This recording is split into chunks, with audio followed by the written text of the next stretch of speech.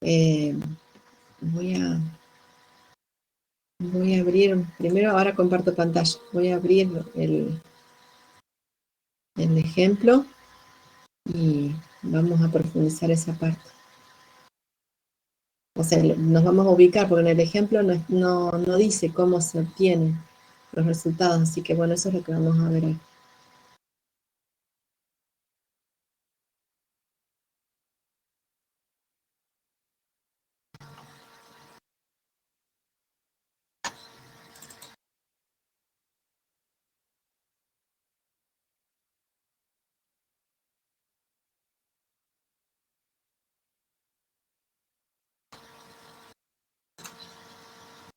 Bueno, voy a compartir pantalla.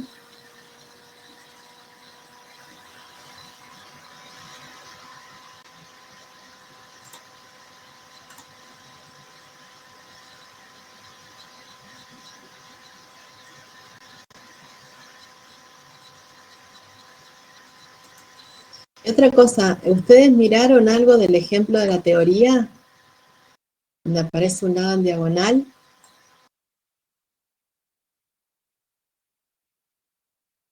¿Lo entendieron a eso? O sea, ¿lo vieron y lo entendieron o no lo vieron? O lo vieron y no lo entendieron. Porque ahí habla de una derivada normal.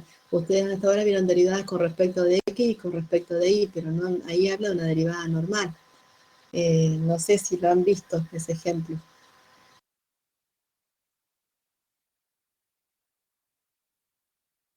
Yo lo vi, profe, pero más bien como por arriba, no lo puse a hacer como muy, el análisis muy específico. Bueno, después si quieren lo abrimos un poquito, no para explicárselos en detalle, porque eso quiero que lo hagan ustedes, sino para mostrarles cómo la metodología, cómo se fue resolviendo. Es lo mismo que hicimos nosotros en este ejemplo, pero por ahí los cálculos los hace de otra manera.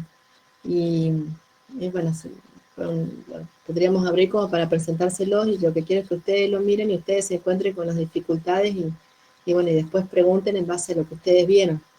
Porque la idea es que las clases no sean tan expositivas, sino que ustedes mismos vayan viendo material y vayan preguntando.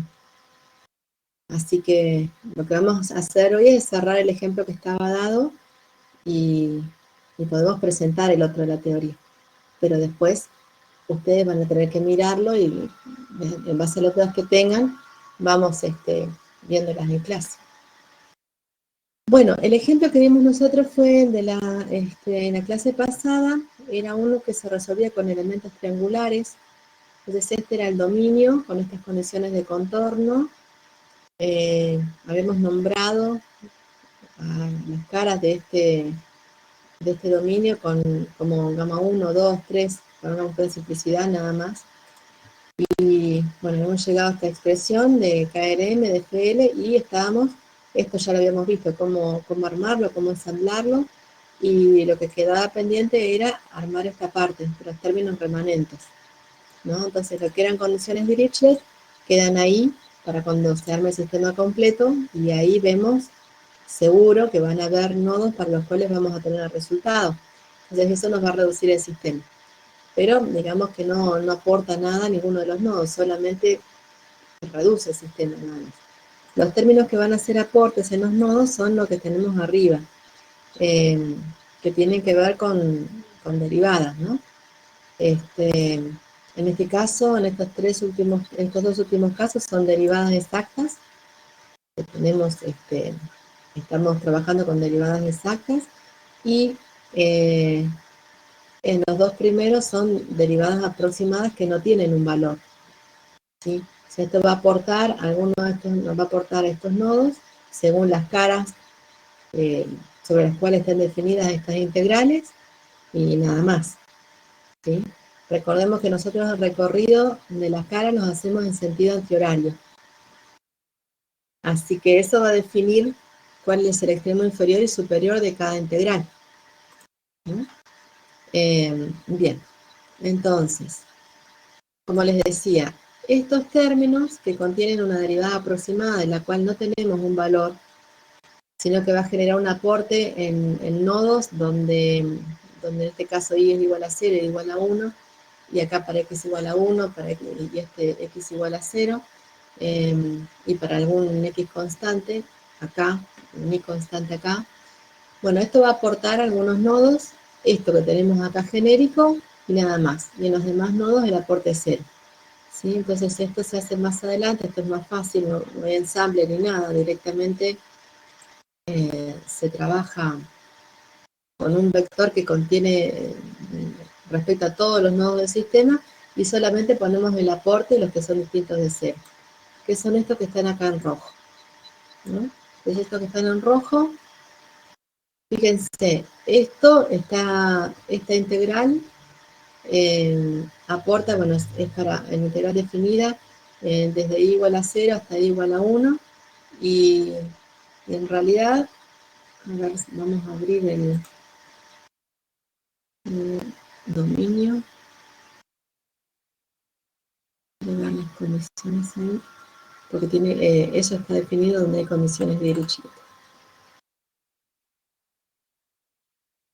Así que esta integral, acá dice, para un x igual a 2 e y igual a 0, esta cara va desde i igual a 0 hasta i igual a 1 para un x igual a 2. Quiere decir que estamos en esta zona. X igual a 2 e y varía entre 0 y 1. Entonces ahí está, se refiere a esta cara, ¿sí? Esta cara que tiene una condición Dirichlet. En este dibujo puse solamente las condiciones Neumann nada más. Las que no están son Dirichlet. Entonces en esta cara, para un x igual a 2 y un y que va desde 0 hasta 1, en esta cara estaría definida esta integral, que no llegamos a parametrizar ni nada, porque como esto no tiene un valor, no vamos elemento a elemento, ni nada, solamente ponemos todo en el vector global. Entonces, en esta cara estamos viendo que afecta al nodo 3 y al nodo 6.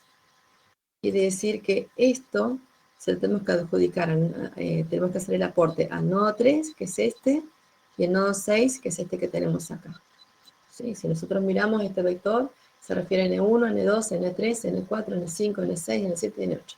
Bien, solamente aporta a N3, acá, y a N6, que son los nodos correspondientes a la cara sobre la cual está aplicada esta integral. Y es esta cara vertical, que está entre nodo 3 y nodo 6. Bien, la otra integral está definida para y igual a 2 y x que va desde 1 hasta 0. Entonces sería un y igual a 2, es esto, y el x va desde 1 hasta 0. Se refiere a esta cara. De manera que los nodos afectados por esa cara son N7 y N8. O sea que de todo ese vector que tenemos, solamente tenemos aportes para N7, acá, y para N8. ¿Sí? Es un aporte genérico porque no podemos calcular esta derivada aproximada. Pero no nos importa porque resulta que después esto va a coincidir con las ecuaciones que se eliminan del sistema, porque ahí hay definida una condición de Dirichlet. Mientras tanto, estos son aportes que se hacen al sistema, quedan expresados genéricamente. Lo que tenemos que hacer es sumar estos dos vectores y esos pasan después al sistema global. Creo que al final tienen que mostrarse todos. Bueno, acá ya están todos juntos.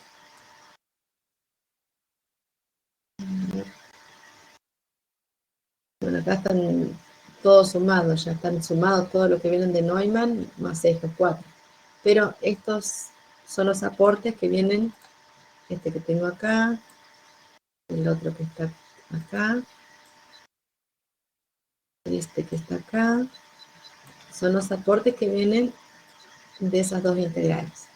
¿Sí? Bueno, eso es fácil, es poner directamente un vector con todos los nodos, todos son 0, excepto esos que no sabemos el valor, pero que tienen esa expresión. Bueno, después, lo que por ahí es más, un poquito más, que tiene un poco más de complejidad, es evaluar los términos donde está la condición Neumann, es decir, donde hay una derivada exacta. Se refiere a estos términos en azul. Acá tenemos una derivada exacta, y acá también tenemos una derivada exacta. La derivada exacta se va a tomar como si fuese una función, entonces la vamos a parametrizar. ¿Sí? ¿Se acuerdan nosotros cuando trabajamos en 1D, en el P, que sería la fuente, lo parametrizábamos? Bueno, acá vamos a hacer lo mismo con esta derivada. Esta derivada no es el P, es la derivada exacta, pero se toma como una función que se va a parametrizar. En este caso, uno podría no parametrizarlo, porque como es un valor constante, no es necesario hacerlo.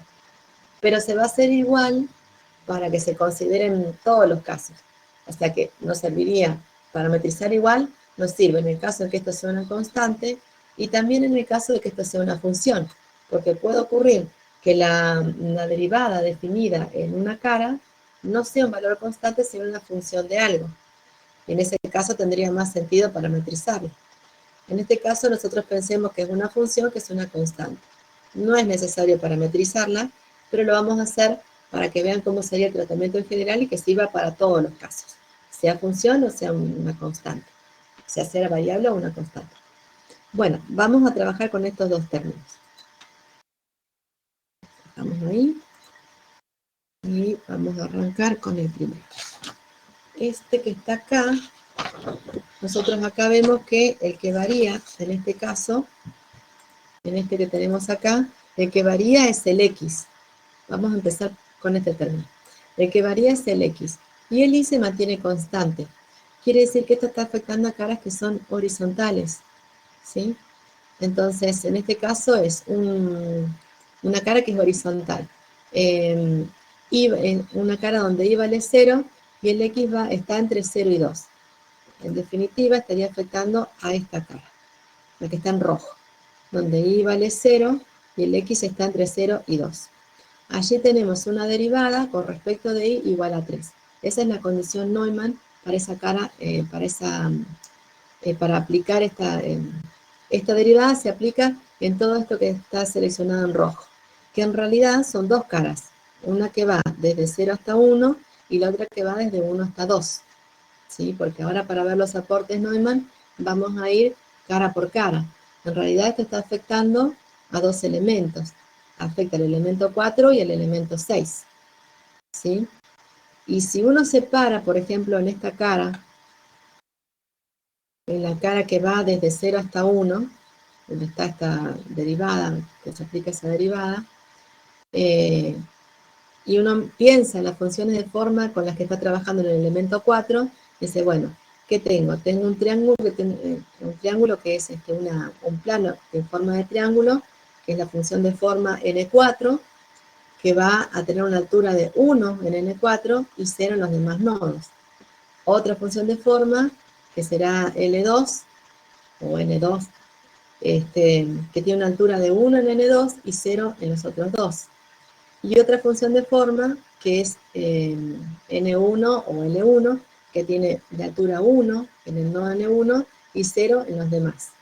¿Sí? Esas serían las tres funciones de forma que estarían afectando al elemento 4. ¿Sí? Pero si nosotros estamos parados en esta cara en rojo, que va de 0 hasta 1, y supongamos que acá cortamos esto con un plano, en esta cara, ponemos un plano en esta cara y cortamos ahí. En realidad lo que vamos a ver no son planos intersectados, sino que vamos a ver dos rectas intersectadas, ¿sí? Imaginen que estos son planos en el espacio, pero si uno de esos planos los atraviesa con un plano, que sería en esta pared, bueno, entonces lo que nos va a quedar son dos rectas, correspondientes a L1 y a L2, que serían las proyecciones de L1 sobre esta pared y de L2 sobre esta pared. Y en particular estas dos serían distintas de 0, y si uno corta en esta pared, la función L4 sería 0 para esta pared, ¿no? Con este plano que corta acá. Como esta cara está definida sobre esta pared, digamos, entonces uno considera esto como como si fuese un plano que la está cortando, y bueno, lo que queda ahí es lo que se utiliza. De manera que esta función, que ahora es una constante, pero podría no serlo, se tiene que parametrizar con las proyecciones de L1 y de L2 sobre esta cara. Y las proyecciones son rectas, ¿sí? Entonces, esa situación es muy parecida, igual a lo que ustedes vieron en 1D, ¿está? Yo lo voy a hacer una vez genérico, no le voy a poner número de nodo 1 ni 2, le voy a poner nodo inicial y nodo final, porque esa situación es la que se va a repetir también en la otra cara roja. Así que lo voy a hacer genérico para después directamente aplicarlo cara a cara, ¿no? Entonces, bueno, estoy refiriéndome a esta zona que está en rojo. Entonces,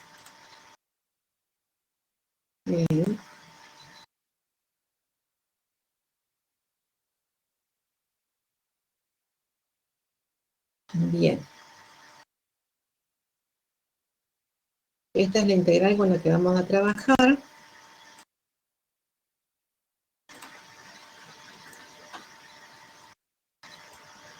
Así que finalmente nos queda con un 3 positivo y esta sería la expresión. Ya sabemos que esta derivada exacta es una constante que en este caso estaría valiendo menos un tercio. Un tercio, ¿no? Un tercio. Un tercio, ¿vale? Bien, lo que pasa es que es menos un tercio porque justo traía el menos de antes. Bien. Vamos a usar nosotros esta expresión, fíjense que trabajamos, esta es la cara, que la generalizo como con un X que comienza en un XY y termina en un XF, X inicial y X final, para un valor constante de Y. ¿Sí? Estoy generalizando la situación de una de esas caras en rojo para después aplicarle las dos. Vamos a trabajar en un ámbito global con estos nombres, o sea, vamos a tener en el medio de la cara un punto XC que está ubicado en el medio de la cara. Entonces, el XY, que es el nodo inicial, es el X inicial, va a ser el XC menos B. B va a ser la distancia, digamos que hay hasta la mitad de esta cara, ¿sí? La longitud de la mitad de esta cara es B. Por eso la longitud total de la cara es 2B. Bien, entonces, si X está en el medio, el X inicial, que es XY, será XC menos B. Si XF es en el X final, entonces el valor de XF será XC más B, siendo B la mitad de la longitud de esta cara, como dije recién, ¿no? Bueno, acá está definida una función LI, que es la proyección de la función de forma LI en esta cara, es esa función de forma que es 1 en el nodo XY y 0 en los demás. Bueno, la proyección sobre esta cara es esta que ven acá. Y acá tenemos una función LF.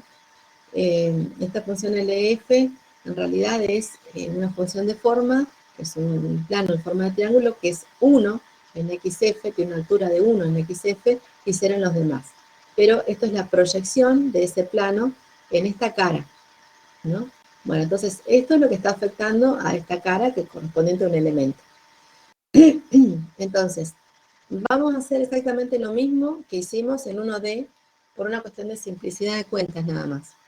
Vamos a pasar de un ámbito global a un ámbito local que refleja exactamente la misma situación y donde la variable va a ser distinta, va a ser una variable delta y las funciones de forma serán L1 de delta, L2 de delta y el X inicial será menos 1, delta inicial será menos 1 y delta final será 1, ¿sí? Y acá en el medio estaría el 0 que corresponde a este XC, ¿sí? Entonces necesitamos una función que pase de este ámbito global al ámbito local, tal cual como ustedes lo vieron en 1D.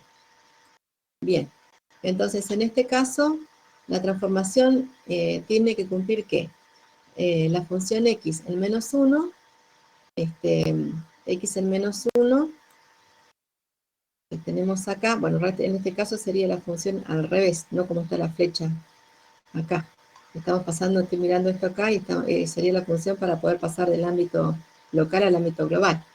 Pero x en menos 1 nos debería trasladar a este punto xy.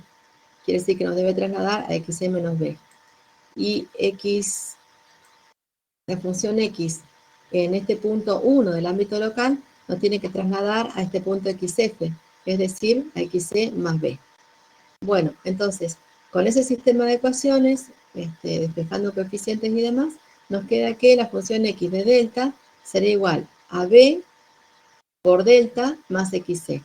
Y la derivada de x con respecto a delta es igual a b.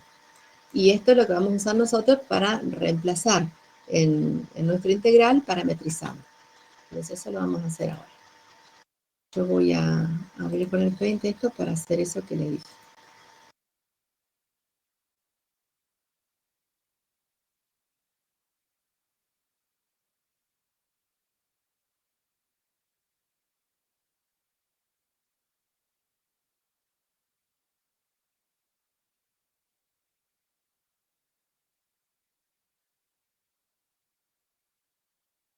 Bueno, entonces, esta transformación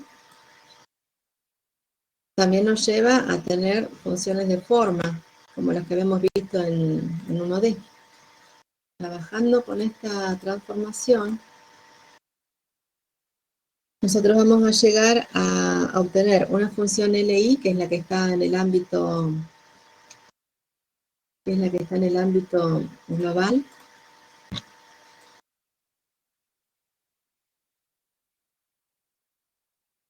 La función LI de X,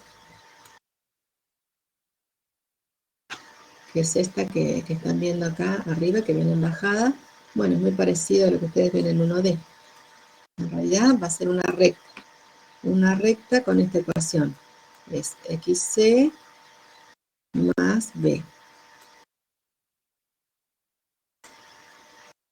Y todo esto se le resta X, y todo esto es sobre 2 por B. Siempre bajo esa suposición que les decía, que la longitud de esta cara es 2B. Entonces, este será el LI en el ámbito global. Después tenemos LF, que es para el nodo final de la cara, y LF de X es igual a X menos XC menos B. Igual ustedes sabían cómo obtener estas rectas. Acá simplemente las estoy escribiendo. Y esto es sobre 2B. Digo porque después hay que reemplazar esto en esa integral donde está la derivada parametrizada. Bueno, esto sería en el ámbito global.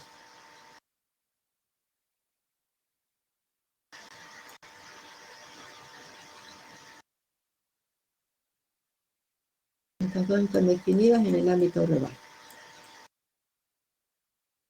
Ahora tenemos que ver cuáles son las correspondientes en el ámbito local. Como ya habíamos visto antes, tenemos, si uno hace todo, reemplaza por lo que es cada cosa y trabaja algebraicamente, llega a la siguiente expresión. L1, es decir, esta función que tengo acá, en el ámbito local, L1 de delta, porque es la variable que estoy usando en ese entorno local.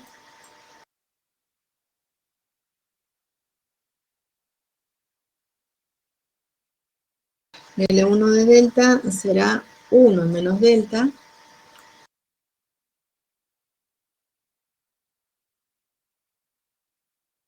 sobre 2.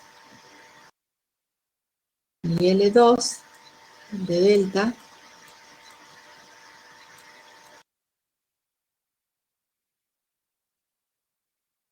será 1 más delta sobre 2.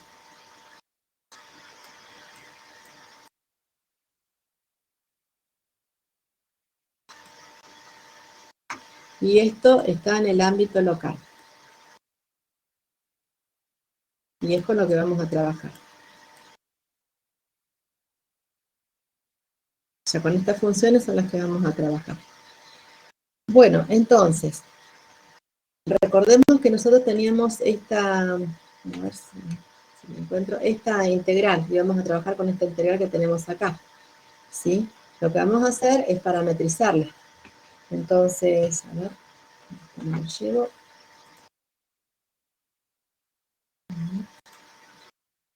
El otro.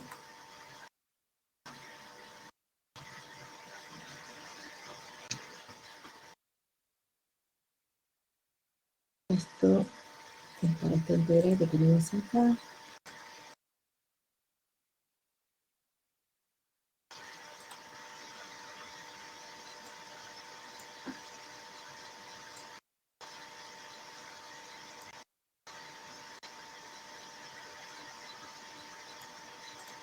Ahí está.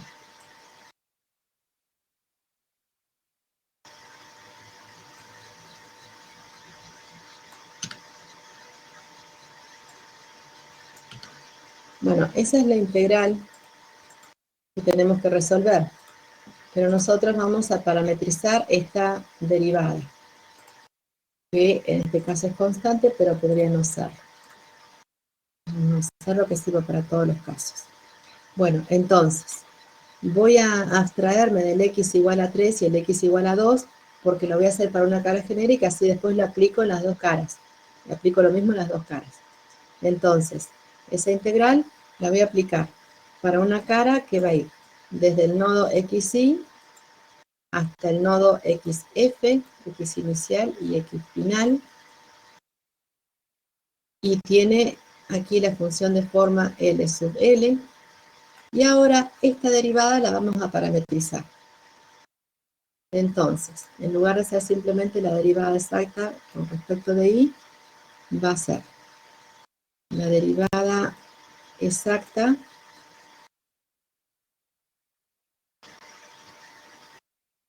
con respecto de y, evaluada en x y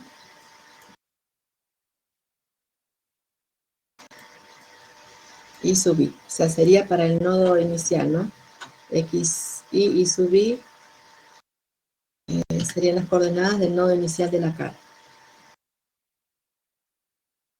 Y a esto lo vamos a multiplicar por la función LI. Esta es la aproximación paramétrica de la que ya habíamos hablado nosotros en 1D.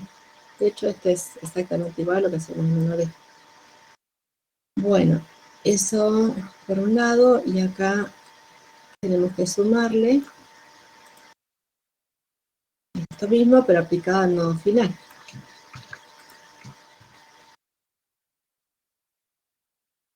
Entonces esto es la misma derivada, pero para el nodo final de la cara.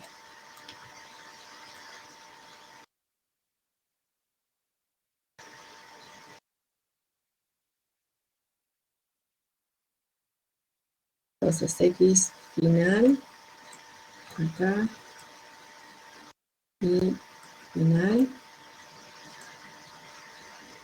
y acá L final. Bueno, entonces esa es esta integral con la derivada parametrizada. Ocurre que nosotros ya sabemos lo que es lo que es LI y LJ, ¿no? Entonces, en el ámbito global quedaría de esta manera. Pero resulta que en el ámbito local ya sabemos cuál es la equivalencia de esto. Y podemos reemplazar. Esto sería en el ámbito global.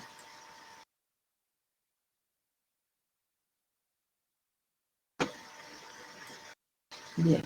En el ámbito local estamos trabajando con L1 y L2. Entonces, en el ámbito local vamos a tener esto mismo, pero nos van a cambiar los subíndices de las funciones de forma, nos va a cambiar los extremos de integración, vamos a cambiar lo que Los extremos de integración van a cambiar porque ya no van a ser x y xf, sino que van a ser 1 y menos 1.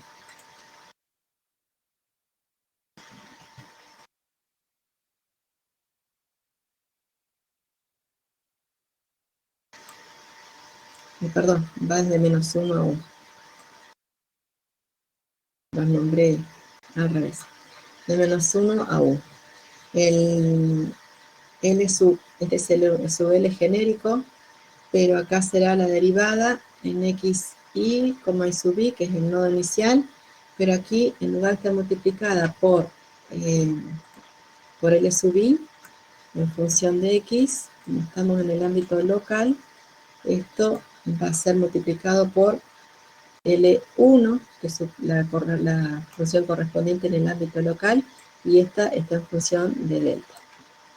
Y lo mismo ocurre con el otro término.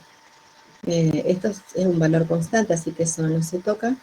Y esta función de forma, en realidad, deja de ser este valor final y no estaría en función de x, sino de delta. Así que acá tenemos, esta es L2, y esto va a estar en función de delta. Y en realidad ya no vamos a tener un diferencial x, sino que en este caso trabajamos con la derivada de x con respecto de zeta, la derivada de x con respecto de delta, diferencial delta, que es el equivalente a dx. Entonces, acá vamos a tener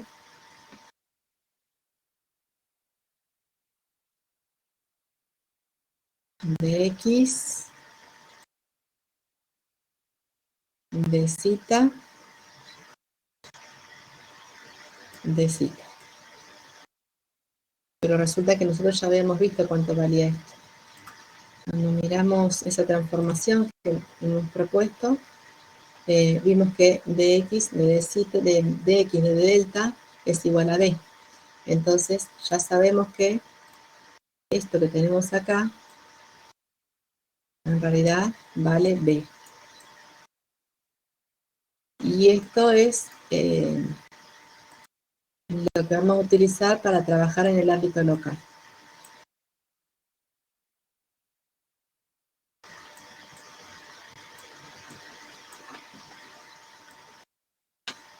Bueno, ahora es cuestión de cuentas nada más. ¿Sí? Tenemos que hacer variar el L entre L1 y L2. A ver, yo no sé si lo tengo ya hecho para mostrárselos. ¿Necesito escribir? No, la aplicación nada más. Así que lo voy a escribir. Bueno, vamos a trabajar en el ámbito local. Este subíndice L va a valer 1 y 2, ¿no? Correspondiente a los dos nodos definidos en el ámbito local. O sea, son los extremos de la cara. Entonces, cuando L vale 1,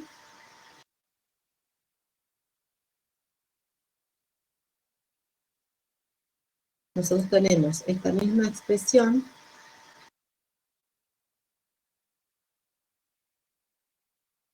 pero para un L igual a 1. Entonces, es esto que tenemos acá. Y lo que va a cambiar, en este caso, es este subíndice, porque ahora va a valer 1. Pero resulta que nosotros sabíamos cuánto era L1 y L... Bueno, acá no le puse la variable, ¿no? Esto estaría en función de delta. No lo puse, pero L sub L está en función de delta. Bueno, acá nosotros sabemos cuánto vale L1 de delta. L1 de delta lo habíamos visto en la figura donde hicimos la transformación lineal, y L1 de delta es 1 menos delta sobre 2. Quiere decir que nosotros sabemos cuánto es este valor. Este valor es 1 menos delta sobre 2. Y acá también sería lo mismo. Es 1 copiarlo, es 1 menos delta sobre 2. Y L2 también sabemos cuánto vale, que es 1 más delta sobre 2.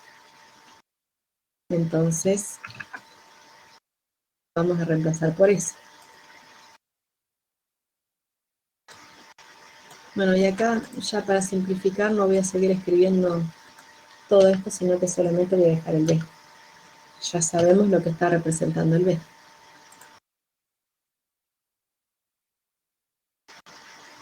Ahí está.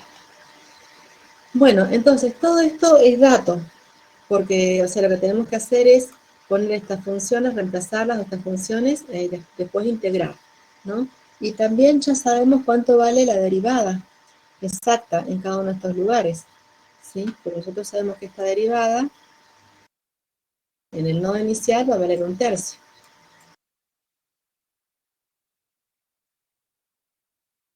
Y esta en el nodo final también sabemos que va a valer 1/3. Uno podría hacer las cuentas ya directamente tomando eso en cuenta o dejarlo genérico. Yo, aún sabiendo esto, voy a dejar genérica la derivada para que nos sirva en el caso de que hubiese sido variable. Entonces, si uno trabaja todo esto, sin reemplazar los valores de la derivada, sabiendo que estas son las funciones de forma, con este b que tenemos acá y todo, hacemos las cuentas. Bueno, esta integral nos daría como resultado 3 por 2b, y acá tenemos esta derivada, no le voy a reemplazar el valor por ahora, para que me sirva la expresión para todo, y a eso lo estaría multiplicando por 1/3, sí.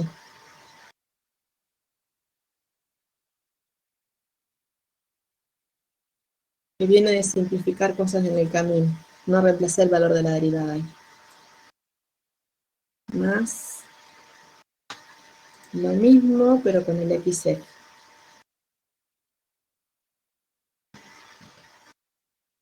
Voy a hacer las cuentas del medio para no aburrirlos tanto, se lo pueden hacer ustedes.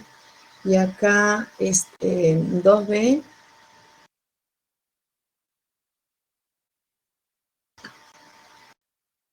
xf y sub f. Bien, y esto está multiplicado por 1/6. Si calculamos esa integral, finalmente nos queda este resultado. ¿Sí? Eso para un L igual a 1. Para un L igual a 2, hacemos exactamente lo mismo, ¿no? Dará otros valores, pero lo que se hace es lo mismo. Estamos trabajando con el ámbito local, y hacemos el mismo despliegue.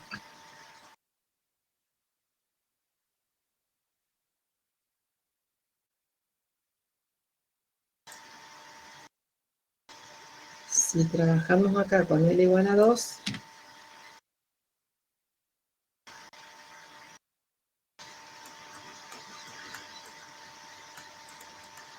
entonces esta derivada, esta función de forma L sub L, en este caso será L sub 2.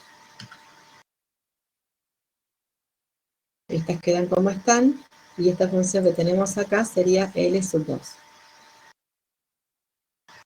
Y entonces acá va a ser 1 más delta sobre 2.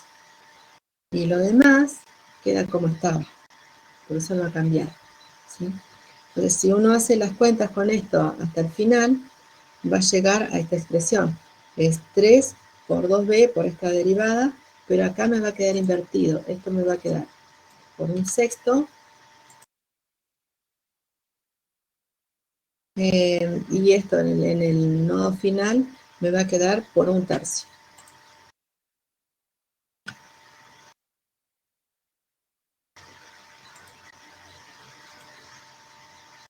Bueno, ¿por qué fuimos al ámbito local acá? Para simplificar cuentas. ¿Y por qué pusimos la longitud de la cara como expresada como 2b?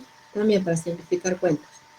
Bueno, entonces, Finalmente, logramos esta expresión para un L igual a 1. Logramos esta expresión. Y para un L igual a 2, nos quedó esta expresión que tenemos acá. De manera de que si uno sabe que el aporte de esta condición Neumann, de esta integral que nosotros analizamos, el aporte al nodo inicial se calcula con esto que tenemos acá. Y el aporte al nodo final se calcula con esto que tenemos acá. ¿Sí? Esto aportaría, es el aporte al nodo inicial. Y este es el aporte al nodo final. Ya con eso uno sabría cómo hacerlo. Pero uno podría expresar esto de una manera más simple. Y lo vamos a expresar en forma matricial. ¿Sí? Es lo mismo, nada más que lo vamos a expresar en forma matricial. Y entonces, esto expresado en forma matricial será, vamos a poner por acá, es equivalente, ese aporte, no, porque va a ser igual a 3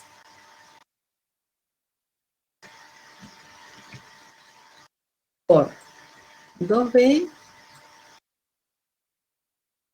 y esto multiplica a una matriz que tiene un tercio,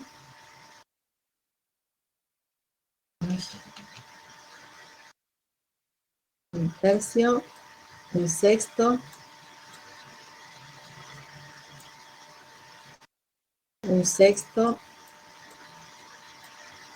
y un tercio.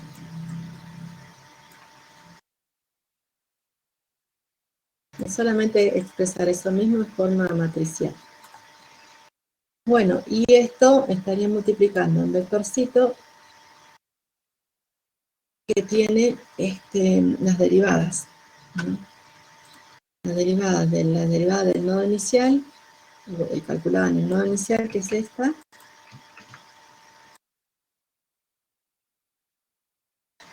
y la derivada calculada en el nodo final, es esta. Si uno calcula esto en forma matricial, así como está expresado ahí, con estos dos, la multiplicación de estas matrices, vectores y coeficientes, bueno, con esto logra exactamente lo mismo que con lo que encerré ahí en rojo. Entonces, el resultado de la primera fila va a ser el aporte al nodo NI,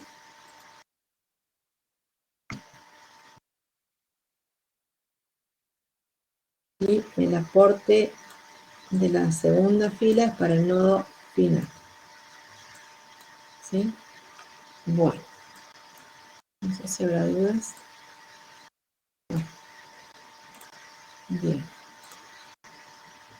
Entonces, tienen esta matriz y esto se va a aplicar para las dos caras. Acuérdense que esto era para todas estas caras que están en rojo. Entonces, esto lo vamos a aplicar a la cara que va desde N1 hasta N2 y después a la cara que va de N2 a N3. Porque en realidad esto está afectando el elemento 4 con la cara N1 a N2, el elemento 6 con la cara que va desde de N2 hasta N3. ¿Sí? Entonces aplicamos esta forma genérica a esas dos caras. Y si lo aplicamos a las dos caras, que encima es fácil porque B es lo mismo para todas las caras, podrían hacerlo, pero en este caso es lo mismo. Entonces si uno hace esas cuentas, nos da lo que ven acá. Acá lo puse en el elemento 4, esto está evaluado en el elemento 4, y bueno, B es 0,5, en los dos es 0,5. El elemento 4, esto está evaluado en el nodo inicial, que es 0,0, el nodo final, que es 1,2, y esa es esta cara, la primera. Bueno, si calculo los valores de las derivadas allí, bueno, siempre me va a dar lo mismo, podría no dar lo mismo, ya nos queda lista la expresión, y hago los cálculos, me dan estos valores que tenemos acá. Y esto estaría aportando nodo 1 y nodo 2, sería el aporte Neumann. En el elemento 6 ocurre lo mismo. En el elemento 6 estaría afectando la cara N2, N3, entonces es la misma forma de calcular, y se genera este aporte al nodo N2 y al nodo N3. Entonces, de esa manera se trabaja con la condición Neumann, se parametriza. Y eso es lo que tiene que ver con este término. Bueno, eso acá aparece en el apunte, pero directamente aparece la expresión genérica, ¿sí? No aparece todo este desarrollo de por qué. En este caso sí es una expresión genérica, que va a coincidir con lo que tenemos allá. Y acá, no sé si en un momento lo calculó, sí, en contorno gamma 1, que es donde está esa cara. Bueno, acá está expresada este cálculo que hicimos recién y que nos da un medio, que es lo que les había mostrado recién. Acá están estos dos, que son los aportes que tenemos acá. Y después viene el aporte, el contorno, la zona de gamma 6. Gamma 6 es para un X fijo, un X que es igual a 0, varía el I. Y varía entre 2 y 0. ¿Por qué entre 2 y 0? Porque esto se escribe en sentido antihorario. Entonces,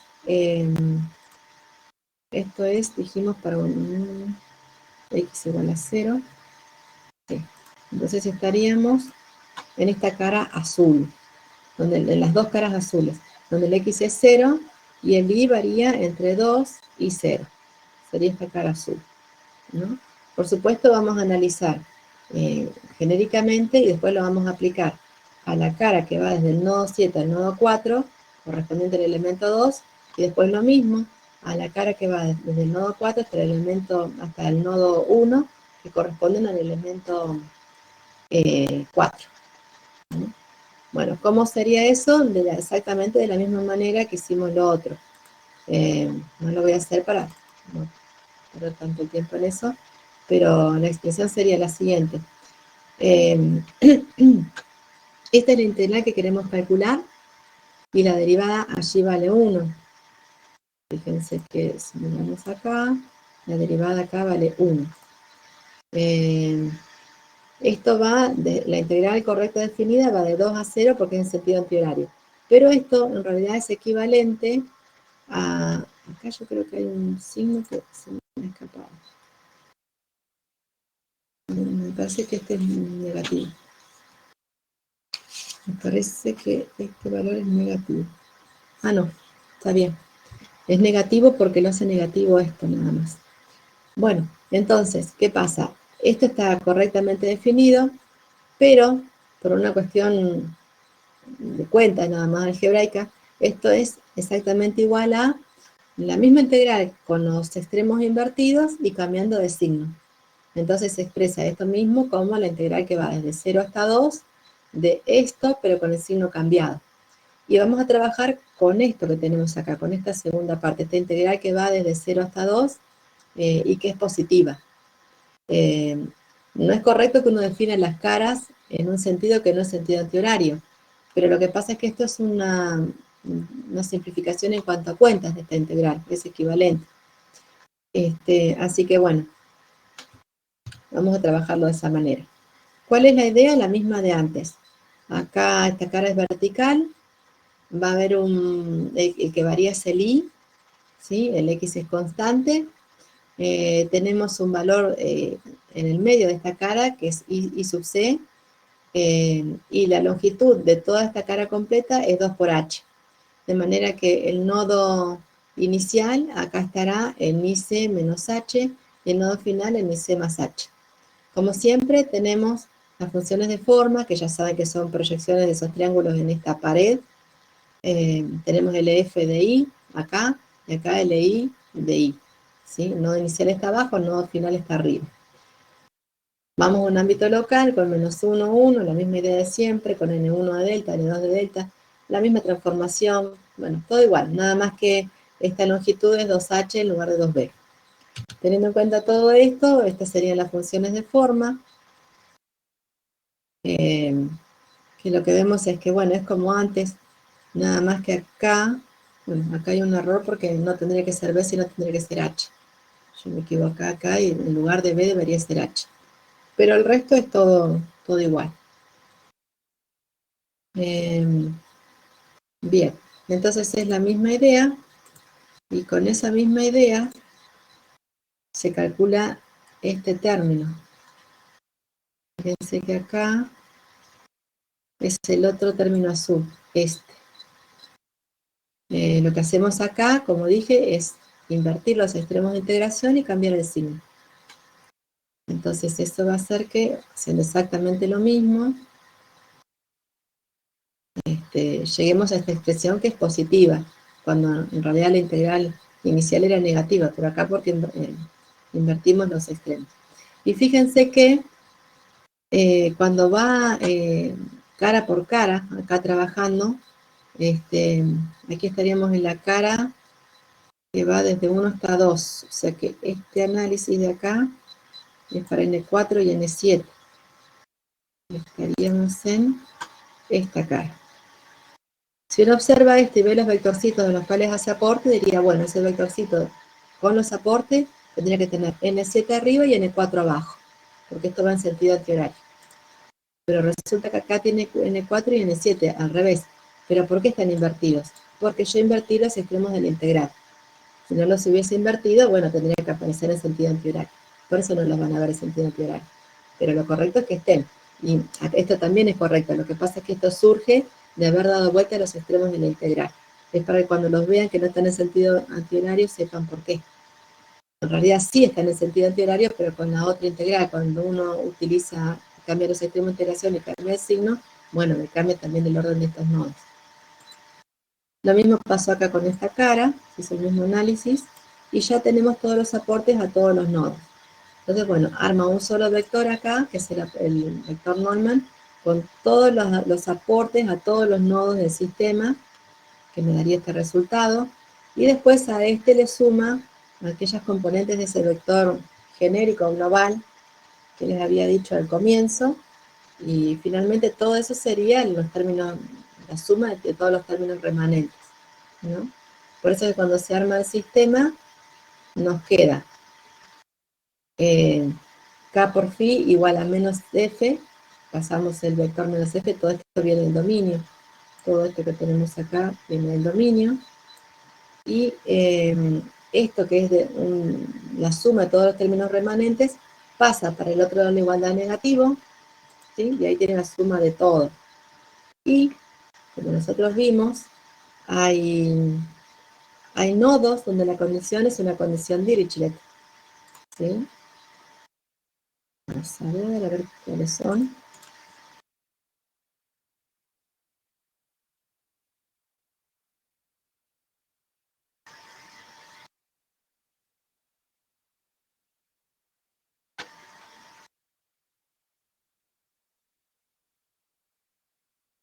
Bueno, acá tenemos nodos con una condición Dirichlet. O sea, nodos donde hay la condición está aplicada a una cara, pero en realidad nosotros en esa cara vamos a hacer el aporte de los nodos que son los extremos de la cara. Entonces, acá tendríamos una condición Dirichlet que es que phi vale 1. Entonces acá tendríamos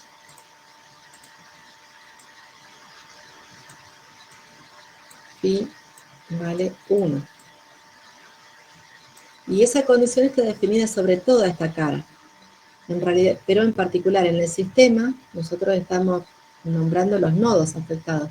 Y los nodos afectados por esta cara son N7 y N8. Por supuesto que lo vamos a nombrar al revés. Si tuviéramos que nombrar esta cara, nombramos N8 y N7. Pero está afectando estos dos nodos, ¿sí? Entonces, ¿qué quiere decir que afecta estos dos nodos? Que yo ya sé el valor de la función phi en N7 y en N8. Aunque haya acá una duda, si no se aclara en este nodo qué condición tiene, si tiene una condición Dirichlet o Neumann, cuando hayan dos condiciones, una Dirichlet y una Neumann, y no se aclare cuando las dos prevalece, siempre prevalece la Dirichlet, porque las condiciones Dirichlet se cumplen sí o sí. Entonces, esta condición Dirichlet afecta a estos dos nodos. Después, este sistema tiene otra condición Dirichlet en esta cara, donde nos dice que la función phi vale 2 en toda esta cara. Y pensando en nuestro sistema que solo tiene los nodos iniciales y finales de las caras, bueno, estaría afectando en este caso a N6 y a N3. O sea que nosotros ya sabemos el valor de phi 7, que es el valor en el nodo 7, sabemos el valor de phi 8, que es el valor de la función en el nodo 8, en ambos casos va a valer 1, y de acá sabemos el valor de phi 6, que es el valor de la función phi en el nodo 6, y sabemos que vale 2, y sabemos el valor de la función phi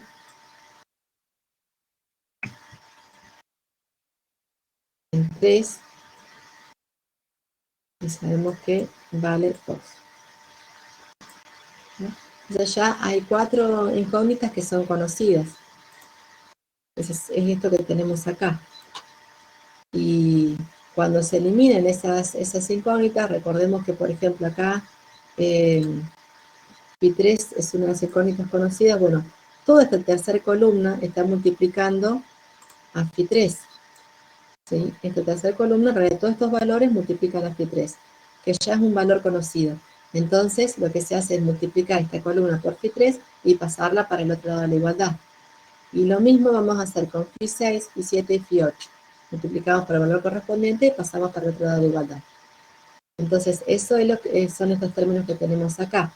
Pero además, si yo saco la columna, también elimino la fila. Y cuando elimino la fila, acá por ejemplo la fila phi 3, la fila correspondiente a phi 3, que sería esta que tengo acá, entonces estoy eliminando también esta componente. Ahí está, que no sabíamos qué valor va a tomar esto. Bueno, no me importa, pero cuando yo elimino la tercera ecuación correspondiente a phi 3, también se elimina esto. Y lo mismo va a pasar con phi 6, ¿sí? Todos estos coeficientes de la sexta fila multiplican a phi 6, todos estos componentes de la sexta fila son eliminados, y cuando se elimina este término. Y lo mismo con las filas 7 y 8. Finalmente, después de hacer todo eso, se nos reduce el sistema y nos queda como está expresado acá. Bueno, acá dice 1, 2, 3, 4, pero debería decir phi 1, phi 2, phi 4, phi 5. Y ahí se resuelve el sistema.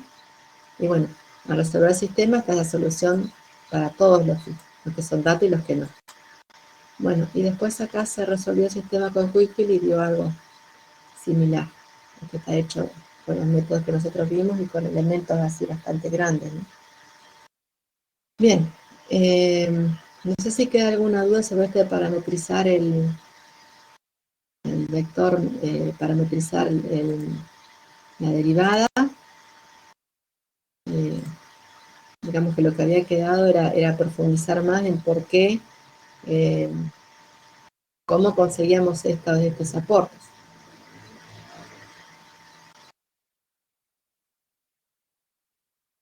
No sé si alguien tiene alguna duda con respecto de eso.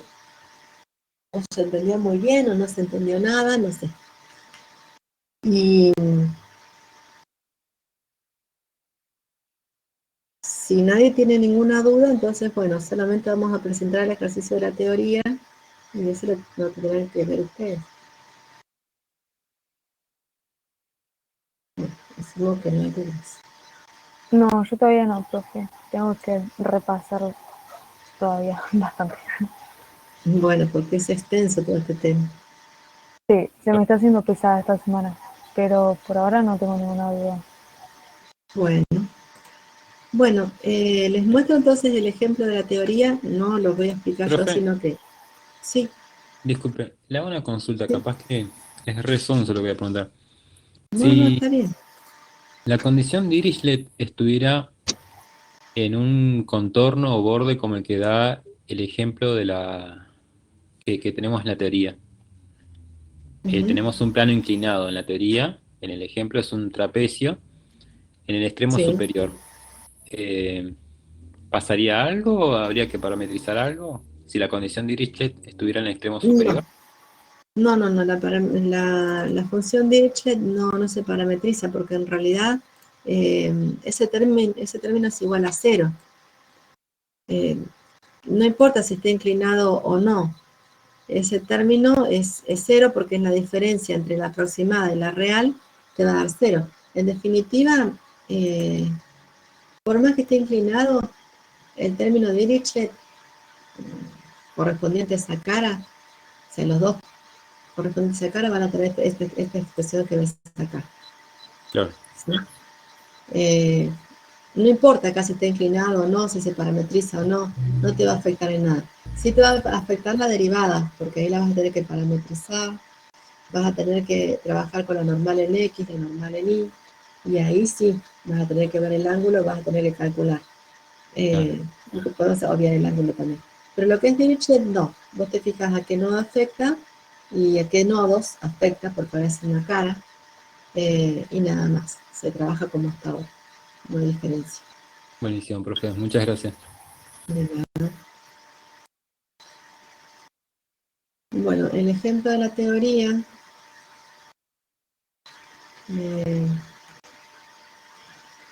Con lo que ya vieron, ustedes podrían entenderlo. El tema es que ustedes se sienten a hacerlo ustedes y puedan tener dominio de todo esto. Pero por más que no lo entiendan, si ustedes no lo hacen, les queda todo como muy prendido con alfileres y está en la roca, hay que hacerlo, hay que ir al detalle.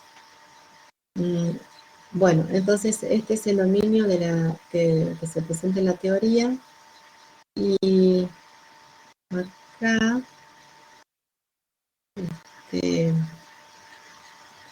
en esta cara que va del nodo 2 al nodo, del nodo 5 al nodo 2, sería desde 5 hasta 0, X,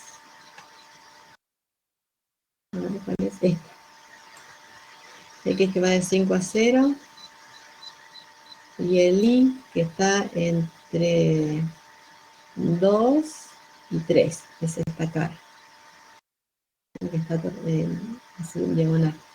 Bueno, ahí tiene definido algo que ustedes no han visto hasta ahora, que sí han visto en otro grupo o en otra materia, pero digamos nosotros no lo hemos conversado en este módulo, que es la derivada normal. Eso va a tener un tratamiento particular, porque la derivada normal se calcula teniendo en cuenta la normal en X y la normal en Y. Pero ahora la normal en X y la normal en Y ya no son 0, 1 o menos 1. Va a tener otro valor. Entonces, vamos a repasar un poquito cómo haríamos nosotros para calcular, o sea, a qué equivale la derivada normal, y después ustedes ahí en el apunte les hacen el cálculo. No tienen que saber cómo trabajar con la derivada normal.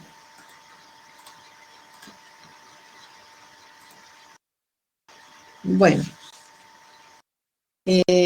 la derivada normal, vamos a suponer en este caso la función es phi. La derivada normal de phi sombrerito es normal porque es perpendicular a la cara. ¿Sí? Perdón, porque yo acá estoy en 2D, ya no puedo poner la D así nomás. Esto es derivada.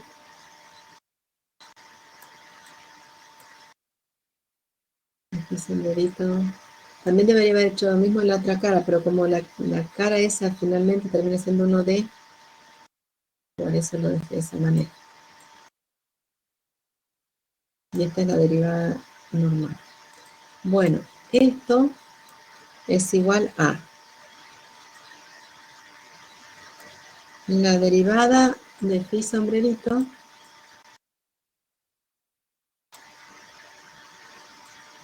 con respecto de x. Fíjense que ustedes hasta ahora solo vieron derivadas con respecto de x y de y, no derivada normal.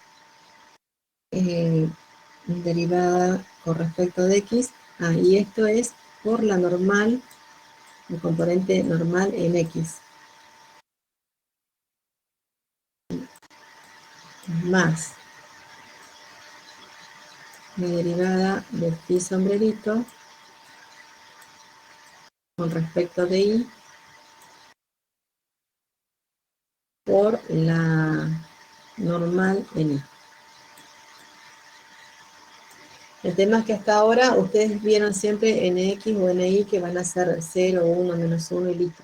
Y en esta cara en particular no es así. Van a ver después el análisis que se hace y ahí lo van a calcular. Tenemos...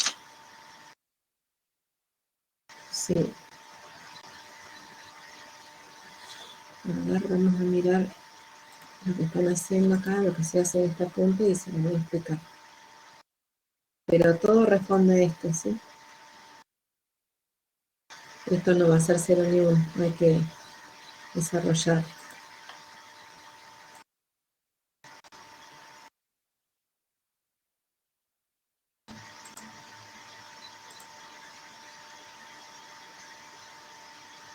Bueno, acá viene todo lo que es el trabajo en el dominio. Y acá le queda un término remanente. Los cálculos que va haciendo son distintos, pero quiero enfocarme en la derivada normal, después les cuento cómo está resuelto esto de otra manera. Es lo mismo, nada más que hicieron los cálculos en otro orden. Esta está la página 9, me parece. La está así de larga. 9 o 10.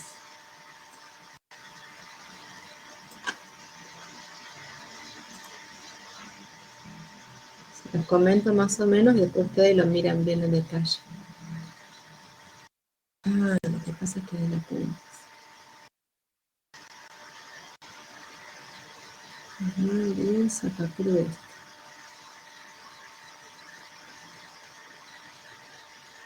Que está en la página 20 más o menos.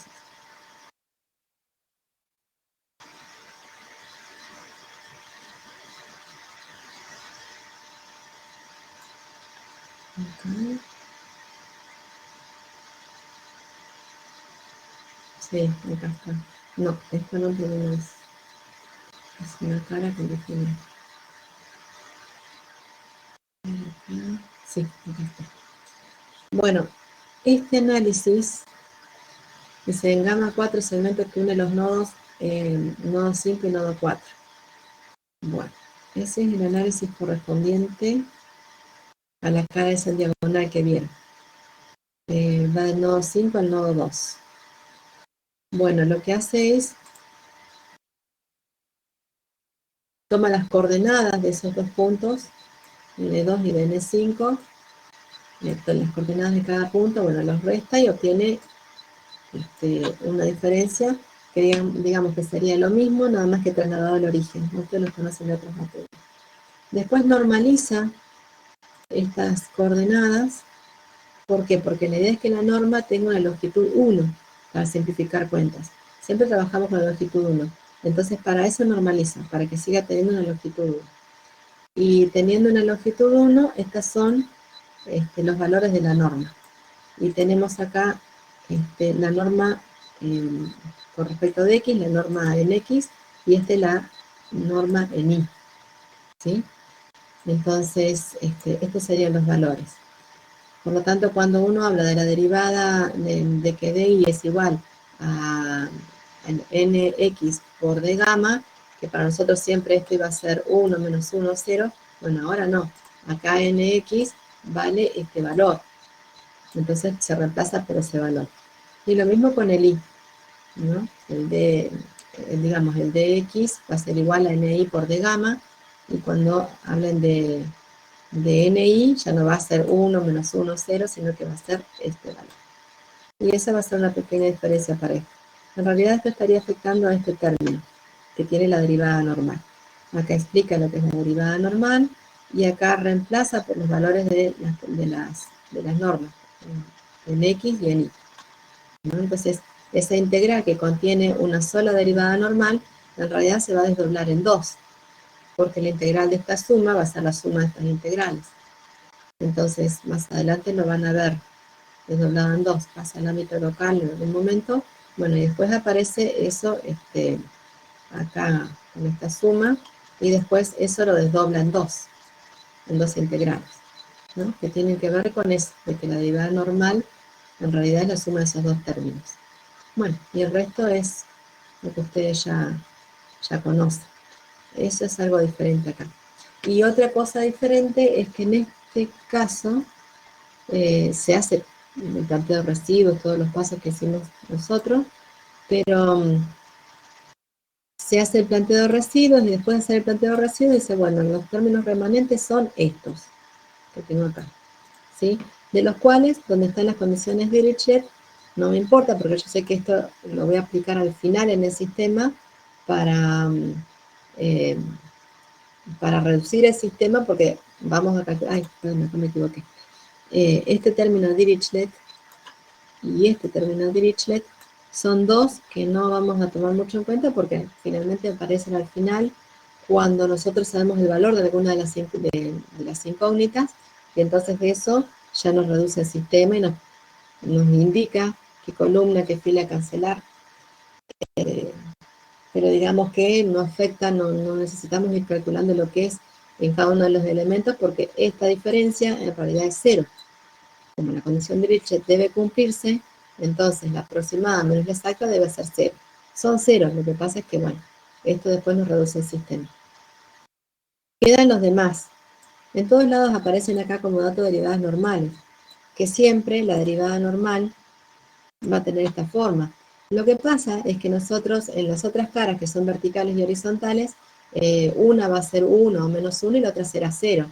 Entonces termina siendo la derivada normal igual a la derivada con respecto de x o derivada con respecto de y, positiva o negativa, que es lo que ustedes ya conocen.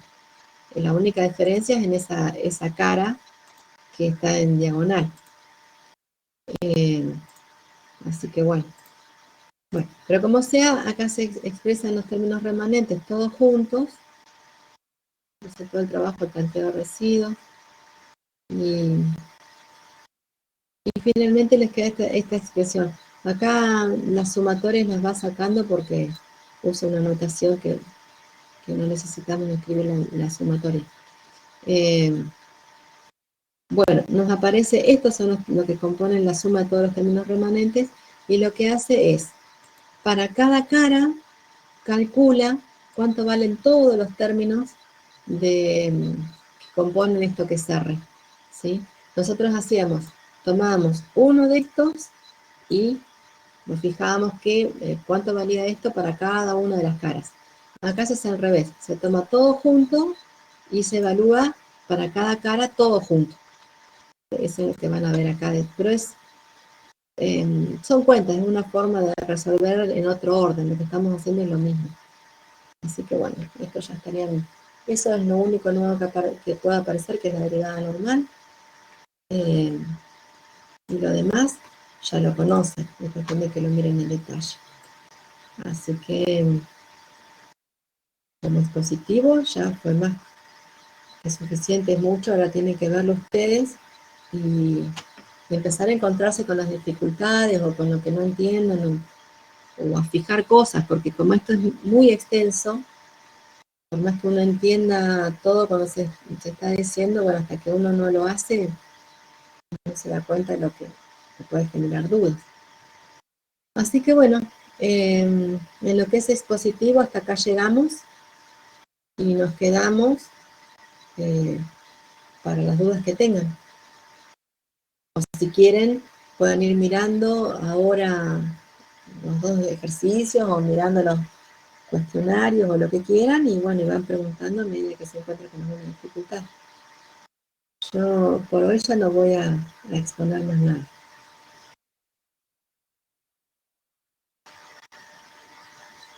Lo que sí les digo, no dejen amontonar todo esto porque se me hace enorme.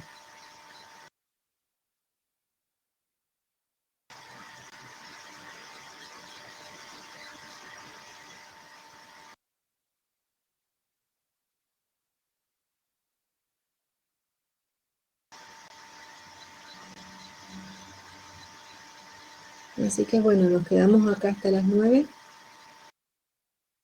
Profe, el triángulo de Pascal que explica la profesora en la teoría, ¿a qué Sí. hace referencia? Porque habla de órdenes, y la verdad que medio que lo miré y después no lo quise mirar más porque no entendí nada. Es medio complejo.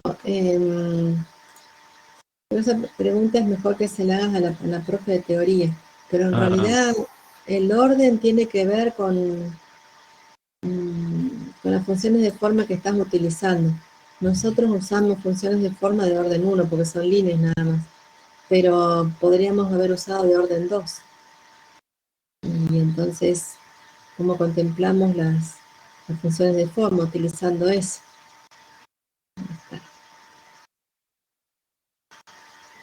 claro, y el orden de la función de forma depende del grado de la ecuación diferencial. No, no, porque vos podés resolver con elementos, con las funciones de forma que vos quieras. A Ah, ver bien. si te parece. Ahora te voy a mostrar cómo podría ser. Lo dibujo muy mal, pero por ahí. Acá está. Las coordenadas de área pueden utilizarse para escribir las funciones de forma por elementos de grado K mayor que 1. Los polinomios que se constituyen polinomios de grado completos de grado K, los que las coordenadas de área pueden utilizarse para escribir las funciones de forma para elementos triangulares de grado K más 1, porque nosotros utilizamos hasta ahora K igual a 1. Los polinomios que se obtienen constituyen polinomios completos de grado K y los términos que los componen responden al triángulo de Pascal tal cual. Bueno, esto es una pregunta para la teoría, pero esta es la ecuación diferencial. Y, no, con este es un ejemplo, pero también se resuelve con grado 1. Lo que pasa es que los triángulos, suponete que uno quisiera resolver esto con, quiero sacar los poquitos para los triángulos. Igual te repito que ya eso es una pregunta que yo les diría que se la hagan a la teoría porque requiere un análisis mayor. Pero suponete, si vos mirás estas funciones de forma que nosotros usamos, son planos en forma de triángulos. Y estás trabajando con un K igual a 1. ¿Sí? Porque si vos, lo que les decía recién, si vos cortás acá en una de las caras, si atravesaras suponete un plano acá y lo cortás, lo que te va a quedar es una recta. Vos mirás acá y es una recta. Pero uno podría haber trabajado con esto que, digamos, que se define un triángulo, pero en lugar de que la función de forma sea un triángulo, o sea, sea una recta, que sea, por ejemplo, una cuadrática. Entonces esto sería algo así. Si cortaras te quedaría algo así. Sí Una sería un parte triángulo del si lo miras. paraboloide. ¿Eh?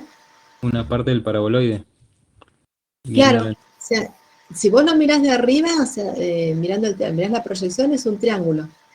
Pero ese triángulo podría estar compuesto por rectas así, o podría estar hecho con curvas, con lo cual esta ecuación sería una cuadrática. Lo mismo con los planos rectangulares. Nosotros vamos a trabajar con rectángulos que tienen esta forma, que son lineales. Si vos atravesás esto, te encontrás con una línea. Pero también uno podría haber trabajado con esto, levantando en uno de los nodos y que estos no sean líneas, sino que sean cuadráticas así. Y entonces levantás, acá tenés un nodo que te define esta curva, acá tenés otro, y acá necesitarías otro nodo más. Bueno, en realidad los nodos están abajo. Si esto es una cuadrática, necesitas un nodo acá, en el medio, y un nodo acá. Porque entonces si mirás la proyección es un triángulo, pero resulta que esto no es un plano, es curvo. Y entonces esta es la definición de una cuadrática, no de una recta, como decimos nosotros. Entonces si trabajás con algo definido de esta manera, estás con un K mayor que 1. Nosotros hemos trabajado solamente con K igual a 1. Voy a ver si encuentro un dibujito mejor, porque yo dibujo muy mal. Más en 3D todavía. A ver si en esta teoría hay algo.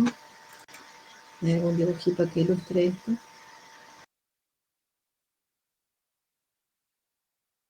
Voy a buscar en alguna teoría vieja que ahí estaban los dibujitos, ¿no?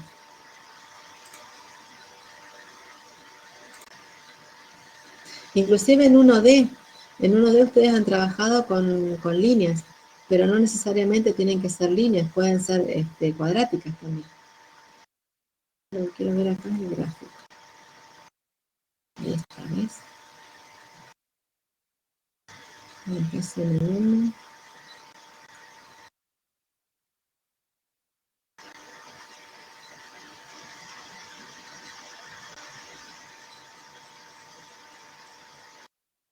Claro. Entonces, por ejemplo, acá, si uno mira esto,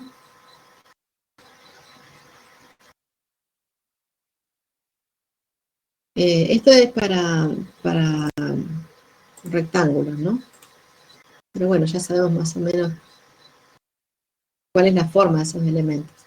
Si trabajas en forma lineal sería esto, que no es un plano como en elementos triangulares, tiene una curva, porque acá estos tres nodos están en 0 y este se eleva en 1, entonces tiene una curvita.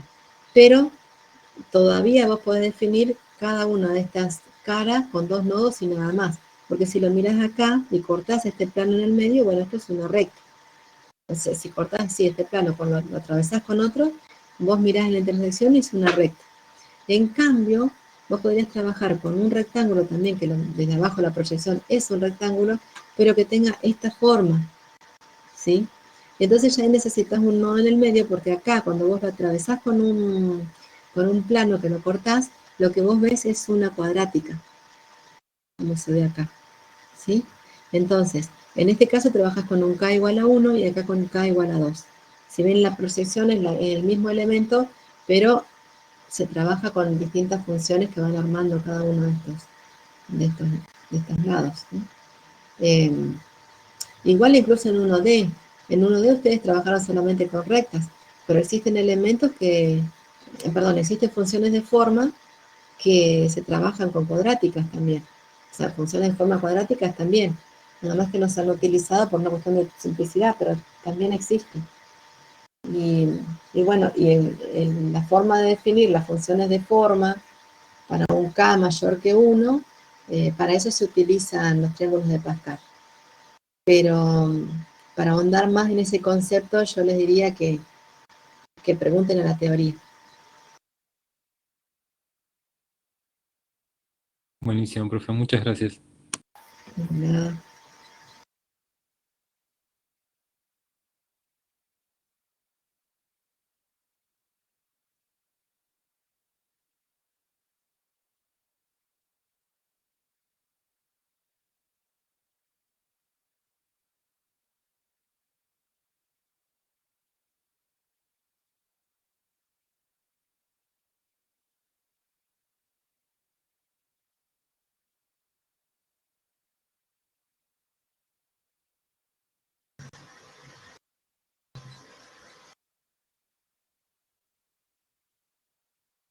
No, la semana que viene van a tener ya el mismo ejercicio hecho con elementos rectangulares.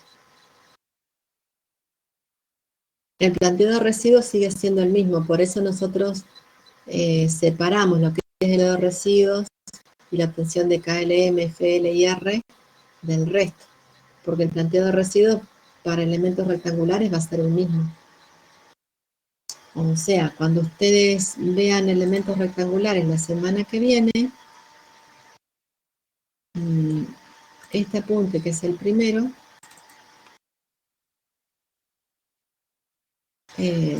les sirve igual, es exactamente lo mismo. O sea, cuando ustedes vean elementos rectangulares, todo lo que ven en este apunte, como uno se plantea de residuos, aplica teorema de Green, todo eso hasta llegar al final, llega al final para obtener esto. Bueno, a partir de acá uno puede resolver con elementos triangulares como ya vimos, y la semana que viene va a ser tomando esto, se resuelve con elementos rectangulares. Así que es muy, muy parecido. Cada elemento rectangular, en lugar de 3 nodos, van a necesitar 4 para definirlos, y ahí sí van a hacer una transformación en un ámbito local.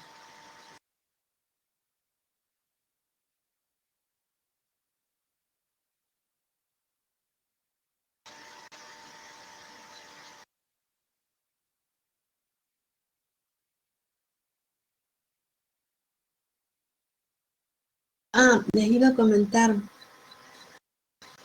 en la semana que se dé Quickfield, ustedes, que es el software para modelar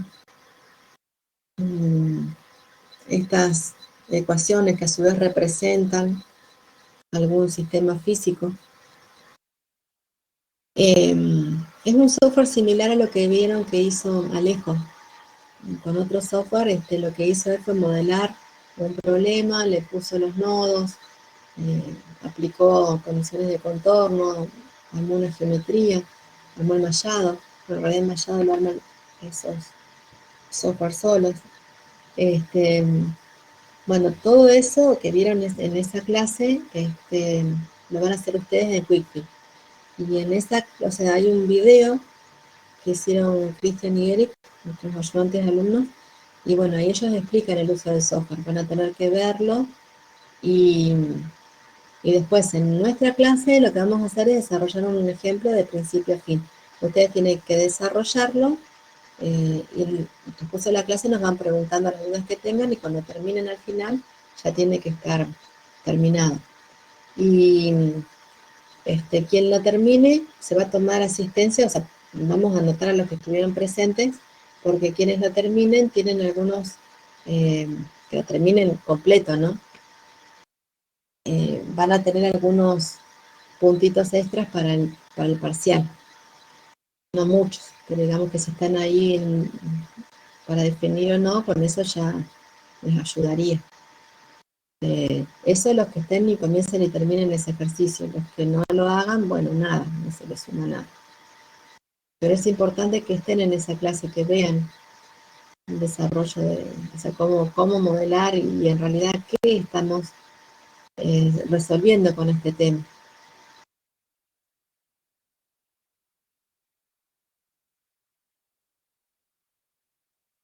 Ah, así que tienen que bajarse el Quickfield y ya mirar esa clase, ir viéndolo, y nosotros en una clase vamos a desarrollar un ejemplo completo.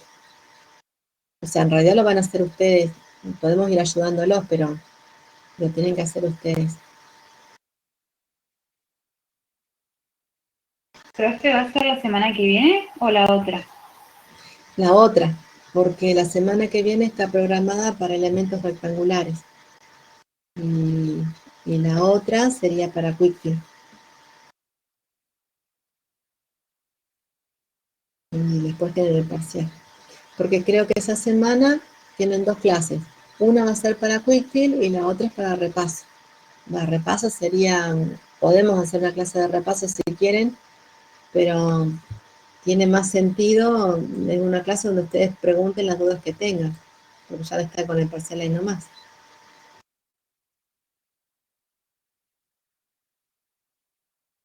No, Emanuel, no lo usan en el parcial. Ese software es un tema correspondiente no a la semana que viene, sino a la que sigue de esa, donde ustedes modelan un caso particular, donde aplican el método de elementos finitos, y para modelar el problema utilizan el software de Quickfield, ¿no? Entonces, lo que hacemos es una clase donde ustedes armen un ejercicio, se lo terminan. Bueno, entonces eso les sumaría a ustedes se guardarían algunos puntitos extra para el parcial. pero no es que lo van a usar en el parcial y no es que si no lo hacen desaprueban, o sea, si ustedes lo hacen, bueno, tomamos asistencia y quienes lo hagan tienen algunos puntitos extra para el parcial.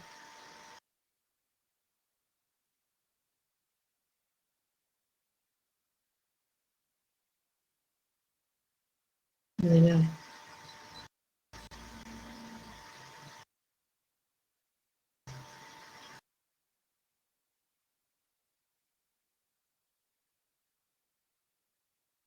Vamos a decir con anticipación cuál va a ser esa clase. De hecho, vamos a publicarlo para nuestro módulo, digo.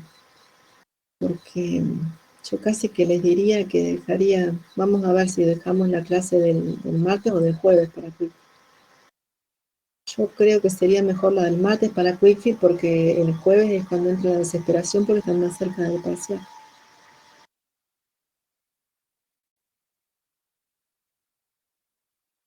No, Emanuel. Silab, en el parcial no van a usar ninguno de los dos software, pero Silab, bueno, no se les exige que sepan Silab para el parcial.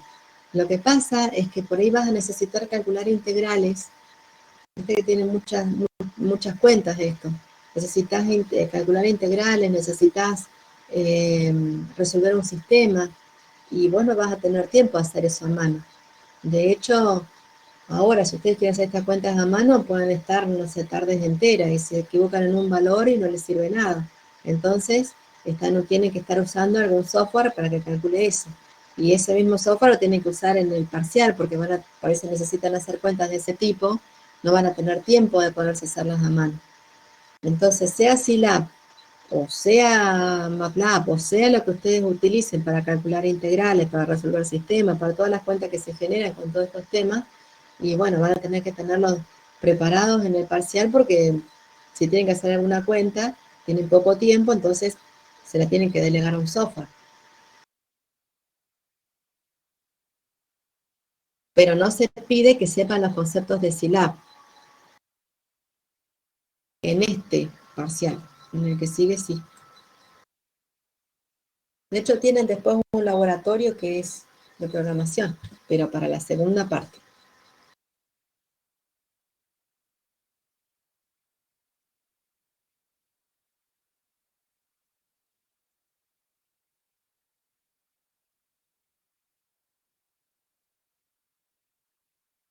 Bueno, pero empecé a mirarlo porque, aunque sean esas funciones que yo les di 2 o 3 funciones nada más, que son para calcular integrales y resolver sistemas, o para graficar una función.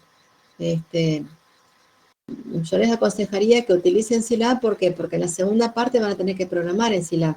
Entonces ya más o menos van conociendo el entorno, ya no pierden tiempo en eso, en la segunda parte que sí, ahí sí se trabaja con programación. Igual la sintaxis de Silab es muy parecida a la de MATLAB.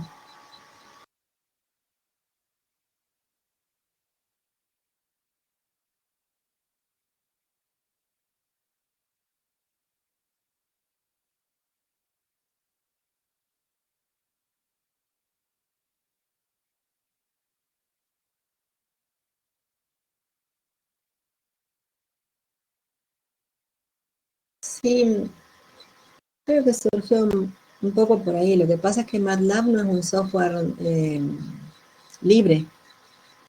Uno se lo puede copiar, pero digamos que no sería lo legal. En cambio, Silab sí. La idea es que tengan más o menos las utilidades de MATLAB, pero que sea un software libre.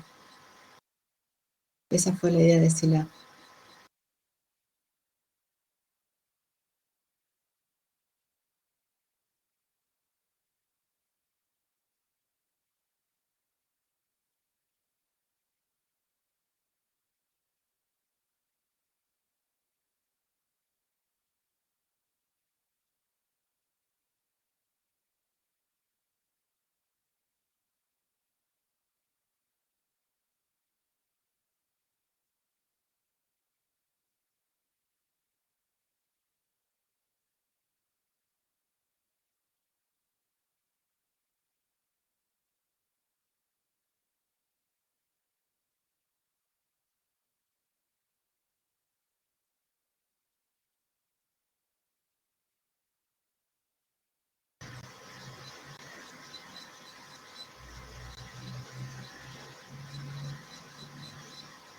Yo creo que en la teoría les van a dar ejemplos de uso de Quickfield, de aplicaciones. Bueno, un poquito de aplicaciones vimos nosotros cuando analizamos la necesidad de ubicar nodos, ¿no? Donde hay discontinuidades, donde cambia la propiedad material, donde cambia las propiedades de una fuente, donde se discontinúa. Bueno, cuando vimos todo eso, vimos ejemplos. Porque todas estas cuentas que hacemos, acá se muestra el método completo y se ve al detalle el método completo, pero en realidad los software lo que hacen es tener todo esto implementado y uno lo único que hace es decir, bueno, ¿cuál es la ecuación diferencial con la que voy a trabajar? ¿Cuáles son las condiciones de contorno? Tengo que modelar bien para que me dé un resultado aceptable y después todas estas cuentas que nosotros vimos hasta ahora las hace el sistema.